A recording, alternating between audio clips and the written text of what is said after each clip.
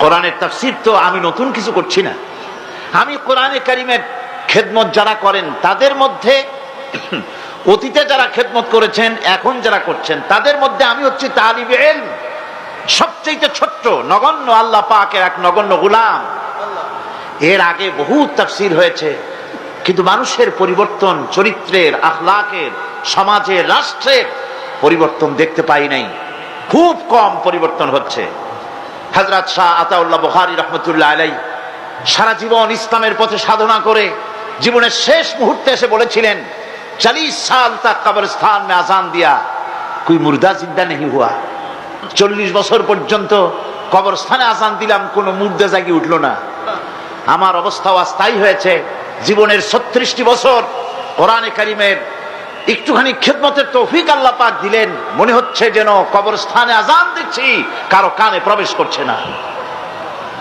আজ আমরা কোথায় যাচ্ছি? কোরআন ছেড়ে দিয়ে কোথায় যাচ্ছি?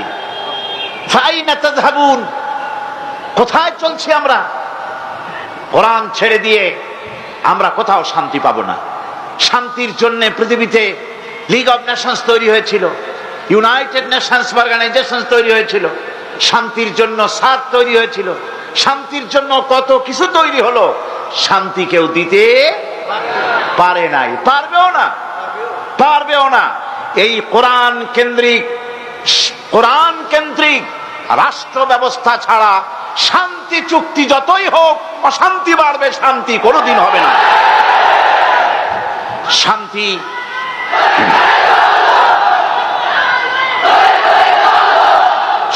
প্রতিষ্ঠার জন্য এ কোরআনের কাছে আসতে হবে। কোরআন দিয়ে নিজের আখলাককে, ব্যক্তি, পরিবার, সমাজ ও রাষ্ট্রের চরিত্রকে বদলাতে হবে, নইলে শান্তি ফিরে আসবে না। কোরআনে কারীম হচ্ছে আসল জ্ঞান, এই জ্ঞানের কাছে ফিরে যেতে হবে। এই জ্ঞান আসছে কার কাছ থেকে? আল্লাহ পাকের কাছ থেকে। যুগ যুগ ধরে, শতাব্দীর পর শতাব্দী ধরে, 1500 বছর পর্যন্ত কোরআন পৃথিবীর মানুষের কাছে আছে। আমি তো মনে করি কোরআনের চাইতে মজলুম কিতাব এই পৃথিবীতে আর একটাও নাই। আমরা কোরআনের প্রতি জুলম করেছি, অত্যাচার করেছি, কোরআনের হক আমরা আদায় করিনি। ব্যাখ্যা আমরা করি, বক্তব্য রাখি, লোকেরা কষ্ট করে আসেন, শুনে চলে যান, কিন্তু আমলের ময়দানে ঘাটতি ছাড়া পরিপূর্ণ আমল হয়ে, আমলটা যেমন হওয়া উচিত ছিল সেটা সমাজে আজ হচ্ছে না। মানুষ মনে করছে বিজ্ঞান সবকিছু, বিজ্ঞানের দিকে দৌড়াচ্ছে, মানুষের তৈরি করা মতবাদের দিকে দৌড়াচ্ছে। একবার ফুটবলের মতো হয়ে গেছে মানুষ। কিসের মতো হয়েছে বলুন? ফুটবলের মতো। এ শট মারে, ও হেড করে, ও আর এক লাথি মারে, সে আর এক লাথি মারে। এইভাবে করে মানুষ আজ ফুটবলের মতো লাথি খেয়ে বেড়াচ্ছে, কখনো জাতীয়তাবাদের দিকে, কখনো সমাজতন্ত্রের দিকে, কখনো পুঁজিবাদের দিকে, আর কখনো শিখ মতবাদ, ধর্মনিরপেক্ষতাবাদের দিকে। ফুটবলের মতো গোটা জাতি দৌড়াচ্ছে। পৃথিবীর মানুষের কাছে, পৃথিবীর মানুষের জন্য শান্তি প্রতিষ্ঠা হবে না যতক্ষণ পর্যন্ত কোরআনের কাছে না আসি। কারণ আসল জ্ঞান এখানে। আমাদেরকে কম জ্ঞান দেওয়া হয়েছে। ওমা উতীতুম মিনাল ইলমি ইল্লা কালিলা, খুব সামান্যতম জ্ঞান আমাদেরকে দেওয়া হয়েছে। সামান্যতম জ্ঞান আমাদের দেওয়া হয়েছে। এই সামান্যতম জ্ঞান দিয়ে আমরা উন্নতি করেছি ঠিকই। আমরা রাসূল করিম সাল্লাল্লাহু আলাইহি ওয়াসাল্লামের যুগটাকে আইয়ামে জাহিলিয়াত বলি, হুজুর আসার আগের যুগটাকে আইয়ামে জাহিলিয়াত বলি, সেই যুগটাকে ডেজ অফ ইগনোরেন্স বলি, সেই যুগটাকে অন্ধকার যুগ বলি। আমি প্রশ্ন রাখি, সেই যুগের চাইতে আমার বর্তমান যুগ আর এই দুইটা যুগের মধ্যে আপনি একটু ডিফার করেন তো, একটু পার্থক্য করুন তো, কোন যুগটা খারাপ, এই যুগটা না রাসূল আসার আগের যুগটা?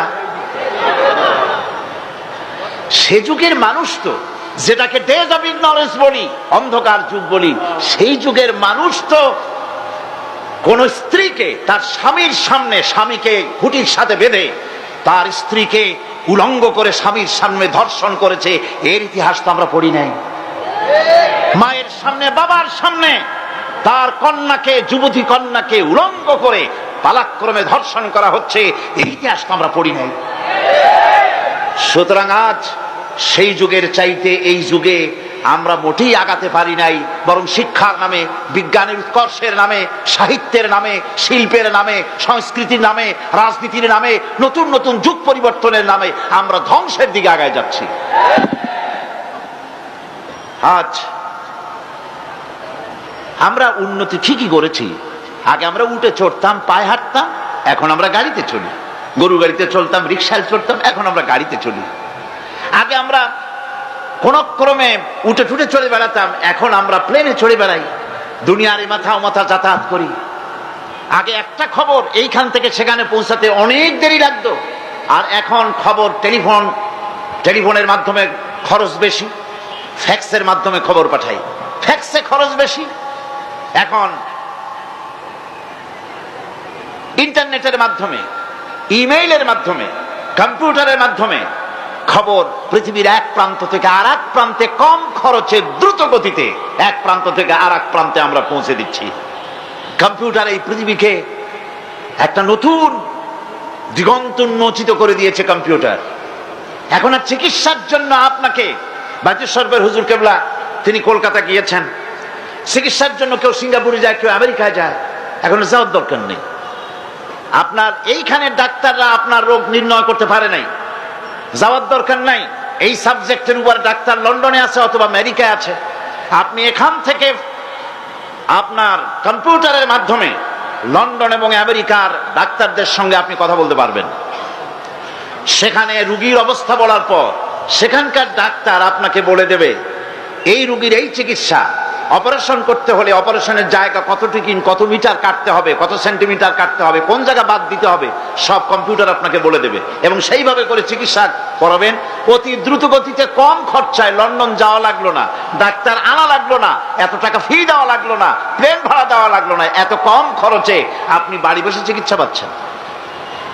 এখানেই শেষ নয়, আপনি একটা বই তালাশ করছেন, বইটা বাংলাদেশে নাই, বইটা আছে আমেরিকায় অথবা আছে লন্ডনে সবচাইতে বড় লাইব্রেরিতে বইটা আছে, সেই বইটা আপনি চান, আপনাকে লন্ডনে যাওয়ার দরকার নাই, আপনি কম্পিউটারের বটন টিপুন, লন্ডন এসে গেছে।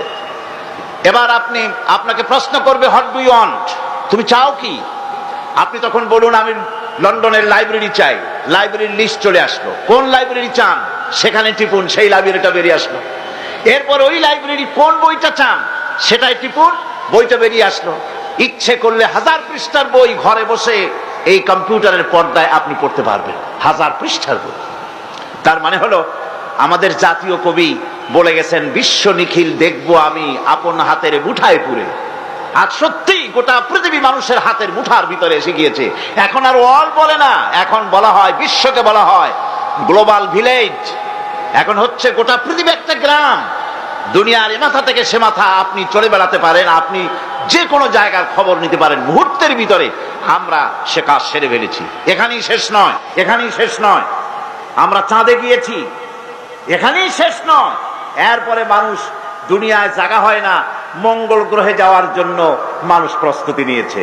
আপনারা নিশ্চয়ই জানেন মঙ্গল গ্রহে যাওয়ার প্রস্তুতি নিল। মঙ্গল গ্রহ কি আপনার কদ্দূর এখান থেকে? চট্টগ্রাম থেকে সাতকানি দূর হবে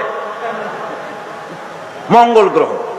এখান থেকে সূর্য হচ্ছে 9,30,00,000 মাইল দূরে, সেখান থেকে জুপিটার আরো শত শত কোটি মাইল দূরে, সেখান থেকে মঙ্গল গ্রহ মার্স, সেই মঙ্গল গ্রহ পর্যন্ত পৃথিবীর মাটি থেকে মঙ্গল গ্রহের দূরত্ব হচ্ছে 49 কোটি কিলোমিটার মাইল। এই 49 কোটি কিলোমিটার মাইল পর্যন্ত মানুষ তার জ্ঞান পৌঁছায় দিয়েছে। সুবহানাল্লাহ বিহামদিহি, জ্ঞান পৌঁছায় দিল। পাথফাইন্ডার একটা যন্ত্র, একটা রকেট তারা তৈরি করলো, এটাকে ছেড়ে দিল প্রতি সেকেন্ডে 1600 মাইল গতিবেগে। চিন্তা করেছেন? প্রতি সেকেন্ডে 1600 মাইল বেগে এটা ওড়া শুরু করলো। উঠতে উঠতে 1 মাস 2 মাস 3 মাস করে 8 মাসের মাথায় গিয়ে গত 29শে জুলাই রাত 3:45 সময় ক্রমাগত 8 মাস উড়ে সেই মঙ্গল গ্রহে গিয়ে অবতরণ করলো পাথফাইন্ডার। সেখানে অবতীর্ণ হলো। এরপরে পর্দা ফেটে গেল, ভিতর থেকে বেরিয়ে আসলো একটা সোজারনার নামের একটা গাড়ি। এই গাড়িটা 10 কেজি ওজন, 6 চাকার একটা গাড়ি। গাড়িটার ভেতরে রয়েছে কম্পিউটার, বেরিয়ে তার মধ্যে রয়েছে হাই পাওয়ারের ক্যামেরা, আরো অনেক যন্ত্রপাতি। এটা নামলো, নেমে চলা শুরু করলো। তারপরে ছবি তুলে নাসায় প্রেরণ করতে লাগলো। নাসা হচ্ছে পৃথিবীর মহাশূন্য গবেষণাগার। সেখানে প্রতি মুহূর্তে ওখান থেকে ট্রান্সমিট করতে লাগলো ফটোগুলি। এখানে বসে বিজ্ঞানীরা আবিষ্কার করতে লাগলো এই পাথরের এত বয়স, সেই পাথরের এত বয়স। এমনকি তারা এটাও আবিষ্কার করলো যে মঙ্গল গ্রহে আজ থেকে 300 কোটি বছর আগে একটা বন্যা হয়েছিল, ফ্লাড হয়েছিল। সেই ফ্লাড যে হয়েছিল এটা ধরা পড়লো। তখন তারা চিন্তা করলো পানি যেখানে থাকে সেখানে তো কোনো না কোনো প্রাণী থাকতেই পারে। সেই প্রাণীর উৎস তারা খুঁজতে লাগলো। গাড়িটা চলতে গিয়ে বাধাপ্রাপ্ত হলো, পাথরের ধাক্কা লেগে গাড়িটা কাত হয়ে পড়ে গেল।